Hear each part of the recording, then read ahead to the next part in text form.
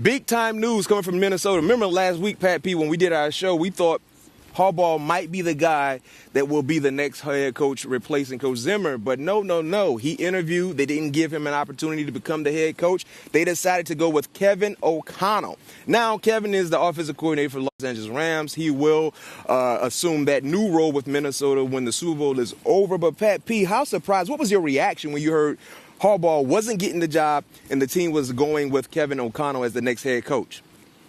My first reaction was, what happened?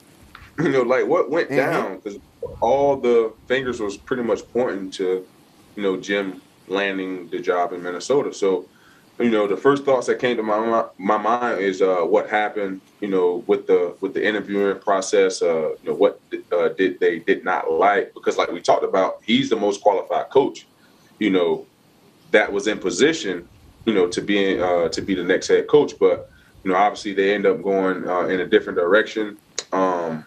Which I think, that's pretty much what every team is doing nowadays, going young, offensive-minded, guys that have a great relationship with younger players, that can relate to younger players, that can get the best out of them, because the old way is kind of, I won't say it's ran out, but the old way is not it anymore. So these owners, and they try to make sure that they get coaches that can relate to these young players.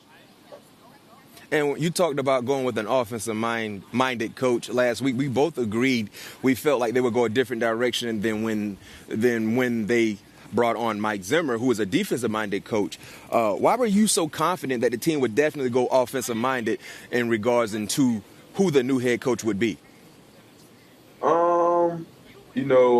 Adam had an opportunity to talk about that meeting that he was in with the ownership.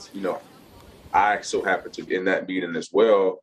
And I kind of had a feeling that, that's the route that they wanted to go. Break down the meeting you're talking about, because, of course, you informed me about that meeting, but share with our viewers the actual meeting that you're referring to in regards about the next head coach. Yeah, it was just a meeting with, all the captains, all the guys, leadership. And, Mark just wanted to know, like, what avenue, just wanted to get our thoughts on, what could we do to make this, put it all into the basket right now? Like, what are some of the things that you guys think that can help, that you think that can make us a better football team? And, some of the guys, got some of their messages out, what they thought that was going to be good for the football team, what they thought, what type of coaching style that they thought that they need to help us turn the corner, what type of coach that they feel that they need, that we needed to help us turn the corner. And, it looks like they took all of those, those were, those replies, those comebacks to them, they took it all in and took it and put it into, their thought process when it came to hiring their new head coach. So, it was for me, I was taken by surprise when I was invited to that meeting, because I'm like, damn, I just got here. Obviously, I know I'm an older player, but, I'm going to be a free agent. You had the C on your jersey.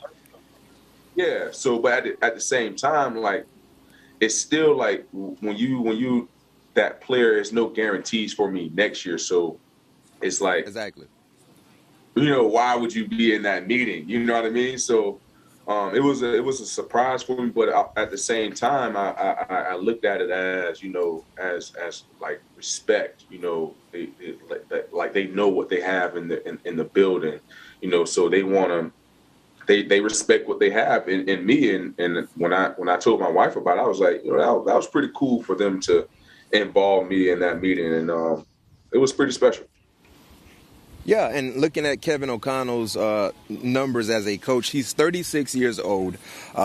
Very, very young, vibrant individual. Second season as the Rams offensive coordinator. He has 7 seasons of NFL coaching experience. He actually played the National Football League. He was a third-round draft pick, Pat P. I don't know if you were aware of this, by the New England Patriots in 2008. He played 1 season. Coaches that he's worked under include Sean McVay, Jay Gruden, Chip Kelly, and McFadden. So he's been around the block, been around some established coaches. And clearly he's done a real good job offensively with the Rams. And if you look at, guys that I mentioned that he's worked under, successful coaches, clearly highlighted by Sean McVay. You know what I mean? So everyone is trying to get the next best thing offensively, and he's coming from that Sean McVay tree. You look at some other hot young coaches that have become head coaches as of late in the National Football League. Matt LaFleur, looking at the job he's done offensively with the Green Bay Packers. He's an offensive-minded head coach. Zach Taylor, currently coaching in the Super Bowl, offensive-minded head coach. So everyone is looking for the next great young offensive-minded guy, and hopefully the Minnesota Vikings has found that next guy. Last question for you before we transition to break, Pat P. Hiring Kevin O'Connell, how do you believe that will impact Kirk Cousins for 2022? Like, remaining with the Vikings, will this improve his potential? What do you think this does for Kirk Cousins? Honestly, I know you see a lot of trade talk. You see a lot of, things out there, around circulating, Minnesota and trading Kirk Cousins. But if you look at it, to me, Kirk is like a Matthew Stafford. You know how I feel about Matthew Stafford. He's an underrated quarterback. Like he might not go out there and put up 320 yards a game, but he's going to be efficient with his numbers. He's going to get the ball where the ball needs to be. He's not forcing any turnovers. He's going to be very smart with the ball. He's going to put together drives for you. And, he has a strong arm to get the ball, to push the ball down the field. So, unless you can get something really special for him, why would you trade him? You know what I mean? Especially coming off the last 2 years he's had.